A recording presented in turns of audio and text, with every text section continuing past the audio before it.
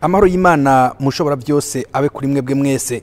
Iki ni kiganiro ikiyago c'inama nshinga mateka mutegurirwa n'igisata kijejwe kumenyesha makuru ibinyamakuru n'ubuvugizi mu biro bya nyeniteka umukuru w'inama nshinga mateka. Ibikorwa by'isasa risanzwe ryandamukiza umwaka wa 2025 birabandanya mu rwego rw'inama nshinga mateka y'u Burundi. Ahakuru twibutse ko imirima nyezina igizwe no kwiga hamwe no gutora amabwirizwa yorohereza bene gihugu, hakiyongera ko kugenzura ibikorwa vya leta nkuko bitekanywa n'ingingo y'163 y'ibwirizwa shingiro rigenga Republika y'u Burundi. Mu kiganiro cyo kuri uno munsi tugaruka hanini ku bikorwa byaranguwe n'abanyakubaho bashinga mateka muri yindwi igira kabiri y'ukwezi kwandamukiza 2025, aho inama nshinga mateka n'inama nkenguza mateka zikoraniye hamwe zashikirijwe icegeranyo c'ivyaranguwe na leta mu gice ca mbere c'umwaka wa 2024 ushira uw'ibihumbi 2025 n'amafaranga yakoreshejwe ku yari yarategekanijwe ku mwaka. Nkaba rero ndabahaye ikaze.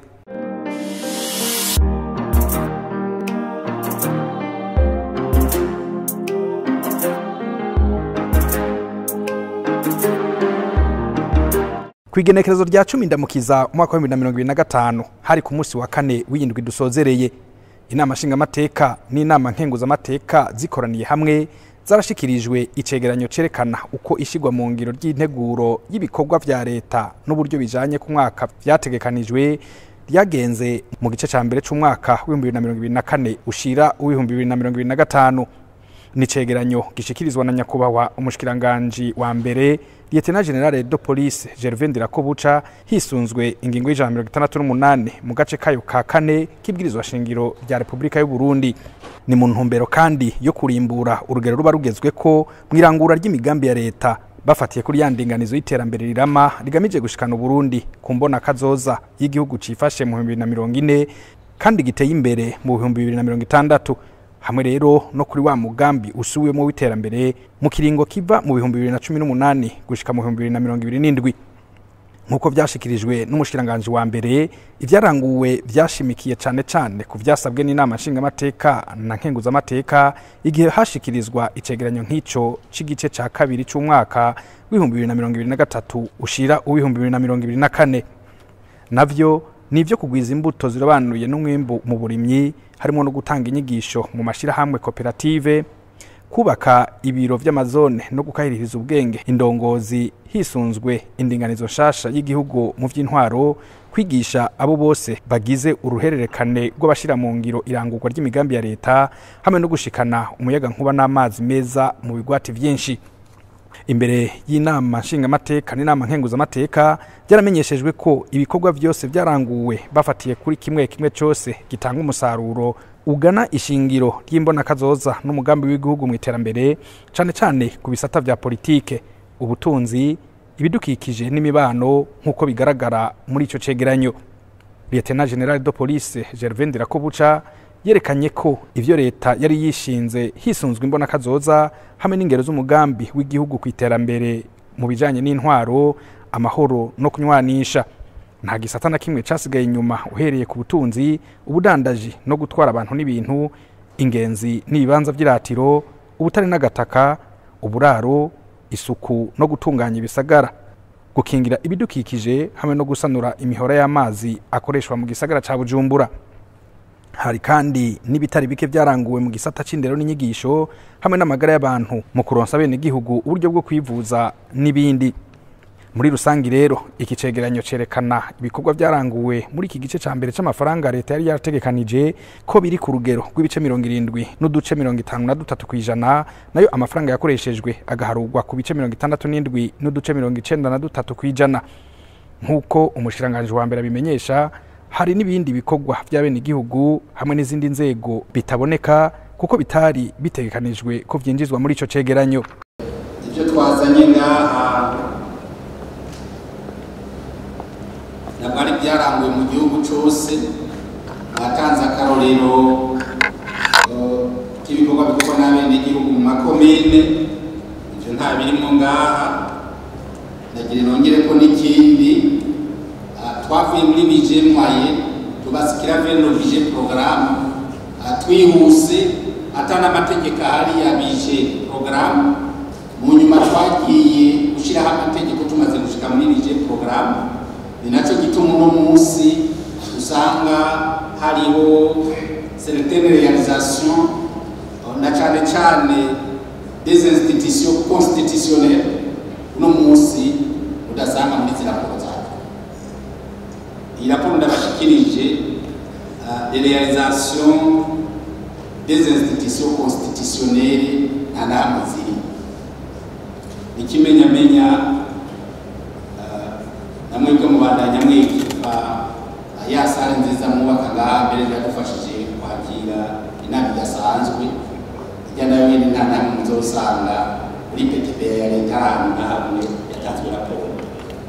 Nabivuze mbere fatino ku kibazo cabajijwe ku bijanye na stade Ntwari naco nyene cabajijwe. Urumva ko stade Ntwari ko yubakwa n'izo institution nyene constitutionnelle mugabo ikubakwa haciyemo uburyo buva ku mafaranga yari yarabaye detourné ayandi akava muri konti ya initiative ya nyir'icyubahiro umukuru w'igihugu cyacu cy'u Burundi, eka mbere n'ayandi akava muri contribution z'abenegihugu natwebwe twese turimo. En plus des institutions constitutionnelles ibyo bakora ngaha muri iyi raporo bitaboneka, hariho na société à participation publique. Iki ndakivuze kubera icyabajijwe kuri aeroport nawe nyene twavuye muri budget moyen tubasikira vers le budget programme mugabo ibintu byose dushira muri PTBA ni by'amaministeri. Hariho rero na cyane les institutions personnalisées zifise amaplan d'action yabo kandi amaplan d'action yabo aba validé par les conseils d'administration bafise n'amabije yabo bajera ivyo bikorwa byabo bantu muri PTBA ya leta na namwe. Inyuma yo gukurikirana icegeranyo nyezina nyeniteka General Daniel Ndabirabe arongoye inama nshinga amateka arashima kandi akagira kashimika ko Burundi bufise ico bwishoboje nubwo hari abo batabibona. Ibikorwa vyivugira birahari kandi ni byinshi mugabo twebwe nk'abarundi ntavyo tubona. Uwambaye ikirezi nabona ko cera,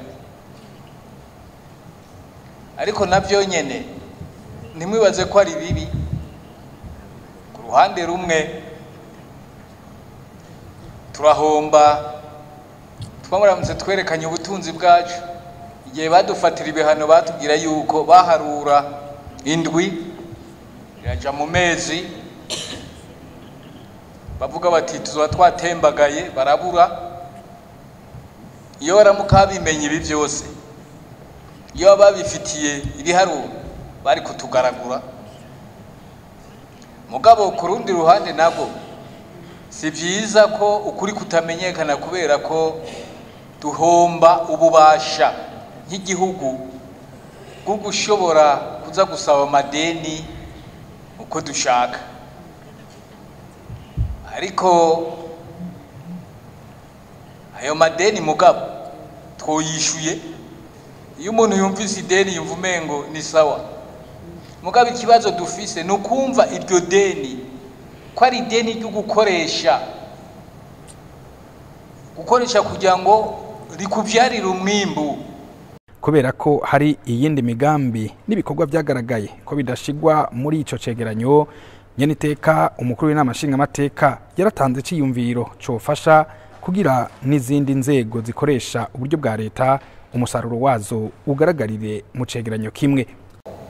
Muri leta na cyane mu bushikiranganje bujejwe ikigega ca leta baraba ingene bo kwiyumvira guharura ibikorwa birangurwa n'abene gihugu muri bya bikorwa twitwa ngo ni travaux communautaires,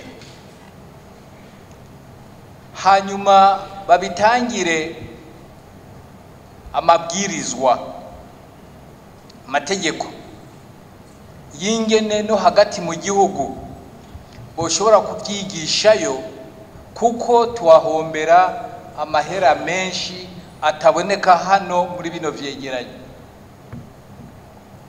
Ibikorwa bya bene gihugu ni navyo ahanini source de revenu ikomeye cyane ku gihugu cy'u Burundi. Gutyo mwosanga umwimbu mu gihugu wiyongereye cyane. Baraheza bazotwigira ivyo bintu, hanyuma barabe ingene bo byoja mu ngiro.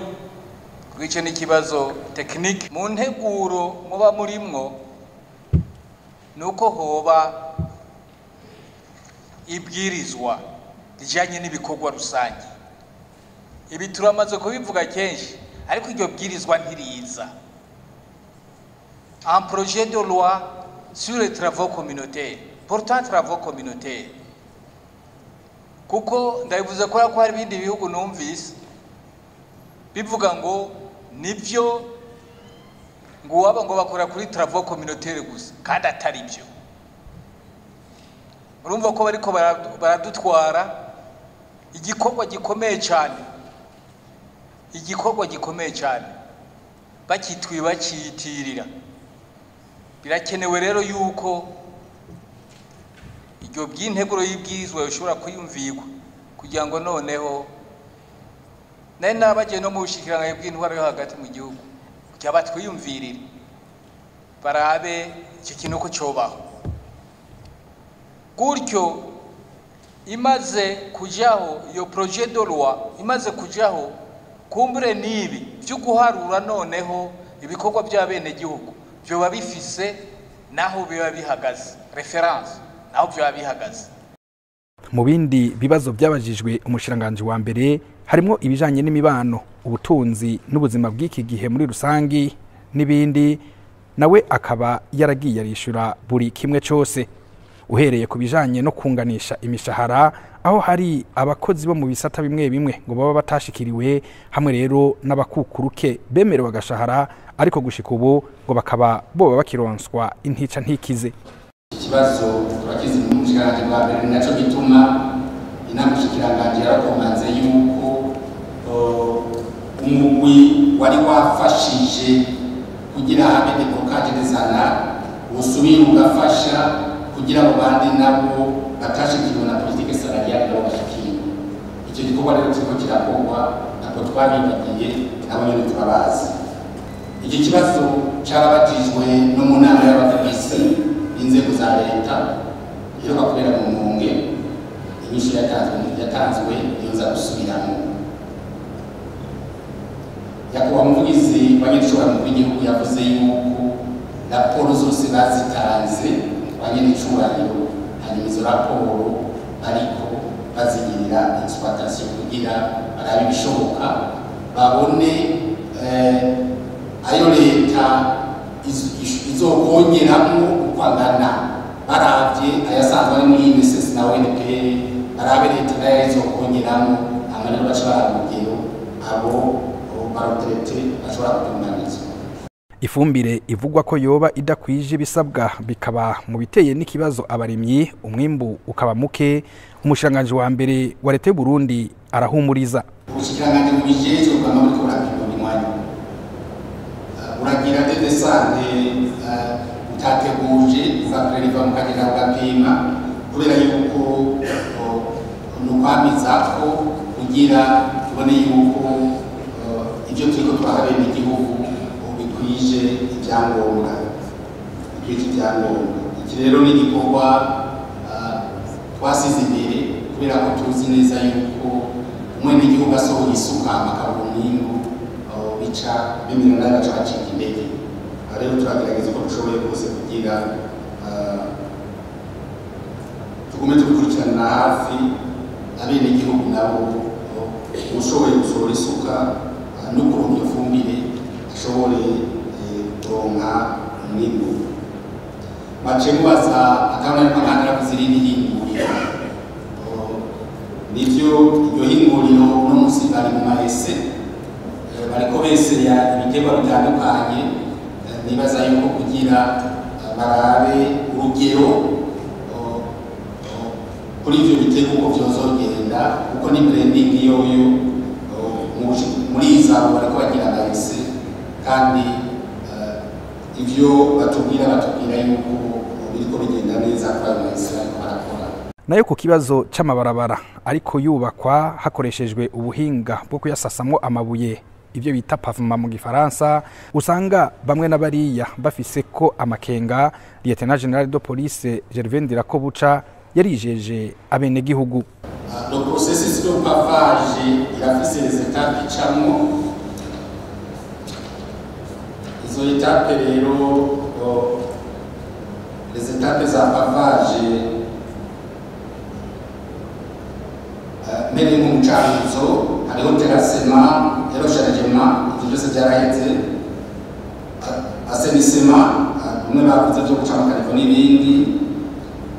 Ubu rero bagiye gutangira gushiraho amabordi, hanyuma mwavuze muti nta bikorwa biriko birakorerwa n'umuhumuriza bene igihugu bose bavuze yuko bafise amakenga na pavage zose zakambiza zizokorwa kuko zirafise amafaranga. Ku bijanye n'isanurwa ry'ibarabara ry'igihugu inomero 9 RN9, abubahwa baserukira bene igihugu bararonkejwe insiguro ishingiye kuho ibikorwa vyo bigeze uyu munsi. Fagitire zari kuriwa hashoboye kurigumwe gusa. Ikibazo cha RN9, montage y'ibarabara rya RN9, montage yari yabaye nziza cyane kubera yuko la société iriko ifitanye amasezerano na leta bari bemeye yuko bari twubakira tugatanga amafaranga y'amarundi, mugabo akaba ariho un certain pourcentage tubahereza amadolari. Zirya fagitire rero zitararikwa rero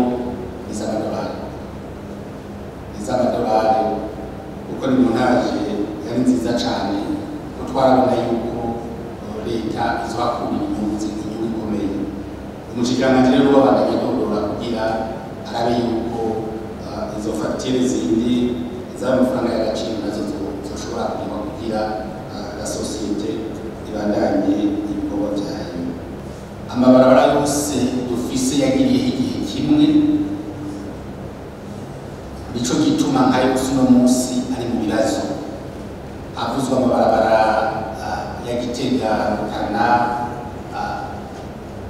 uyitegereje yose za RN1 hose n'amabarabara yagiriyeho igihe kimwe, sinomara kwacahindura rimwe. Ntabwo dushimire abayakoze n'abayakurikiranye, ikaba atari bwamenye gusa ibiribwa canke ibindi byose biribwa kuko ayo mabarabara yararavye. Hariho n'ayakozwe mu nyuma uno munsi asigaye ari muri leta imeze nabi gusumba aya ya Kenya. Aha rero turafise amadefi muri iki gihugu cacu, nibaza kandi yuko ayo madefi kugira tuyasirimonte kugira tuyarengane nuko twese tugira twese twumva yuko defi zihari, hanyuma tukamenya uko tuza tukakura mu kimwe kimwe.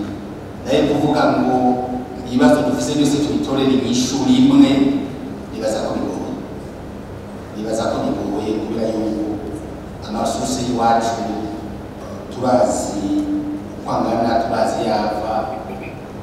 Mu gihe twaba tutarashika ku ntambwe yuko ubutare tubwimba ngo dusahirize, nibaza yuko ari uko tugenda bukebuke tukaza turakora kimwe kimwe. Nayo kuvyerekeye ifumbire, aho vyagaragaye ko abarimyi batashoboye kuyironka ku gihe no ku rugero rukwiye, kandi amafaranga yayo biboneka ko yakoreshejwe, ifumbire nayo ntiboneke. Umushiranganje wa mbere yaratanze umuco. Icatumye iyi fumbire itaboneka icakibazo nyina twakunye tuvuga twese na Janadovize. Iyo rero umushikiranganje amafaranga amarundi bafise bari bayarondeze kugira ayarundika muri Banque Centrale kugira irondera amadovize, bakwiye kumva twamaze kuvugika, dobije bayamaze iwacu amafaranga basigaye muri bebe arindiriye yuko avuga mu madolari kugira ikiwamo. Mu vyabajijwe umushiranganje wa mbere harimo kandi ivyerekeye ibigori, aho abenegihugu barimye baronse umusesekara bagashaka kumenya ko leta izobigura narirya iheruka gushinga igiciro cavyo. Amategeko leta ntiyashinze igiciro cy'ibigori gusa, hari n'ibindi bintu byose leta irimo gushinga igiciro babasinze muri amezi y'ishitani. Ariko ku bigori kugira leta iramenye abenegihugu yasizeho igiciro kugira abadandaza bareke kwiba abenegihugu. Leta yasizeho igiciro kubera yuko hariho inguvu za leta abenegihugu batazi muri urya mwuga baronse. Izo nguvu za leta ziva hehe? Ziva muri twaturusho leta irihira umwenegihugu ariko mu ifumbire, mu miti yo gupompa, muri dorome n'ibindi byose. Nico gituma leta mu gushinga igiciro iraba rukudo production, ati mbega kugira himbo ku kiro kimwe c'ibigori umurimyi yakoresheje amafaranga ngahe. Mugabizo muva bene igihugu rimwe na rimwe ntibaziharura. Nico gituma leta ishinga igiciro. Leta rero yarashinze igiciro, twibaza neza yuko bene wacu babadandaza ukwisunga iki giciro. Leta nabo ntiyabona batariko barakisunga, leta izoca ifata izindi ngingo nazo kugira itunganirize abenegihugu. Kw'izina ry'inama nshingamateka na nkenguzamateka zari zikoraniye hamwe, nyeniteka Gerard Daniel Ndabirabe yarashimye ico cegeranyo cerekanye ko leta imaze kurangura ibitari bike, aca ashimika yitera intege kugira ngo n'utundi tubazo twibonekeza mu gihugu dushobore kuronswa inyishu irama. Turashimye vyakozwe, je nkuko nari nabivuze ntangura, uravye igihugu uko giteye, ibikorwa biriko birarangurwa ingene bingana, yarya nibaza mvuga nti none ko abarundi sinzi abarundi kumengo barakunda kubaka cyane. Nukuri igihe hagati mu gihugu sanga ahantu hose bariko barubaka, mugabo wumva abandi kurwana bavuga ngo turakenye, abandi amagorofa ariko araduga. Rero hari igihe nuba ariko araduza igorofa kwigira ngo turakenye, cyangwa kugira ngo ndabuze igitoro, nawe ico gitoro ibyo bintu ari kubakisha ni ibintu yaguze hanze, ariko akaba ariko wagenda mu ibarabara ukabona imiduga ikwegana, mugabo ukumva abantu bavuga ngo nta gitoro. None ijya miduga igendeshwa n'iki? Nimba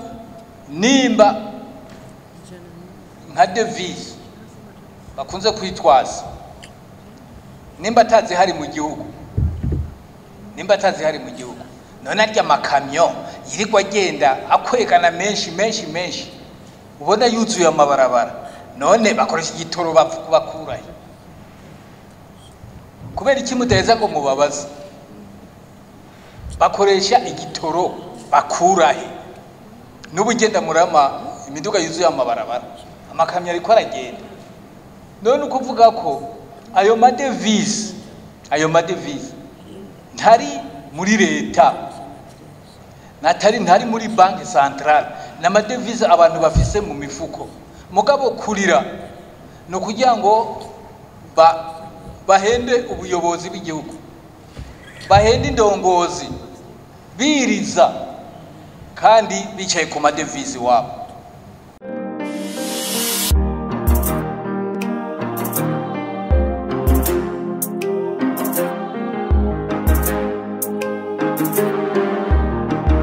Abashingamateka barakoranye kandi ku munsi wa kabiri igenekezo rya 8 Ndamukiza 2025. Muri iyo nama ya bose yari irongowe na nyeniteka Gerard Daniel Ndabirabe, abashinga amateka barashikirijwe icegeranyo c'ivyaranguwe n'icegera ca mbere c'umukuru w'inama nshinga amateka Sabine Ntakarutimana igihe ari mu rugendo yagize mu ntara yatowemwo Muyinga kuva kwa 13 gushika kwa 18 ntwarante uwo mwaka. Muri iyo misi yose yarifatikanije n'abagize amanama ya komine Muyinga, Buhinyuza, Mwakiro na Gasogwe mu nama yo gutegura uburyo ikomine ya Muyinga yagutse izokoresha mu mwaka wa 2025 ushire wa 2026. Harabaye kandi kwitabira ibirori byo guhimbaza umunsi mpuzamakungu hari umukenyezi ku rwego rw'intara ya Muyinga, kwinjira icese ingoro z'abahanuzi b'abakuru b'imitumba ya Tangara na Kamaramagambo yo muri komine Butihinda n'ibindi. Nkuko vyagaragaye muri ico cegeranyo, aho hose icegera ca mbere c'umukuru w'inama nshinga amateka yashimikiye hanini ku gutsimbataza amahoro n'umutekano, kubandanya ibikorwa bibashikana ku iterambere rusangi, kubungabunga umwimbo kandi bagwanye urudandazwa rwo mu kinywabi, bongere bakorere mu mashirahamwe koperative.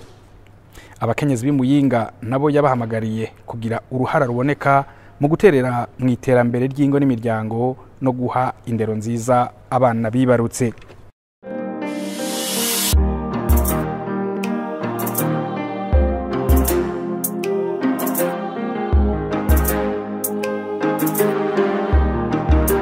Ningaha duciye dusozerera ikiganiro ikiyago c'inama nshinga amateka twari twateguye kubashikiriza kuri uno munsi.